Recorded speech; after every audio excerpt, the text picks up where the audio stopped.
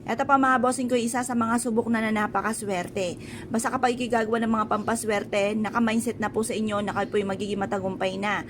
Yan ang kagandahan ng naniniwala sa mga pampaswerte, mas nagiging magaan ang daloy ng swerte dahil nagiging positibo sa buhay mga bossing. Ngayon pa mga bossing, kayo po mga bossing ko'y kumuha ng 3 bawang at ganoon din po ang barya. Ang kunin nyo pong barya mga bossing ko ay silver, kagaya po nito na 5 piso or kaya po ay piso. At pagkatapos halp ka sa may silangan ng mga alas 7 ng umaga, mag-wish na mula sa inyong pong puso. Ang pag-wish mga bossing ko ay taimtim dapat. Kailangan po mga bossing ko kayo po ay mula sa puso ang mga pag-wish na sasabihin nyo po sa pamamagitan nito. Kung ano po yung nagaganap po sa inyo, basta yung kung ano yung nararamdaman nyo, yung gustong-gusto nyong mangyari sa buhay ninyo, i-wish nyo po yun. Halimbawa, magkaroon ako ng sariling bahay. Yan ang pinaka-importante. Sabi nga po nila, pinaka-the best na meron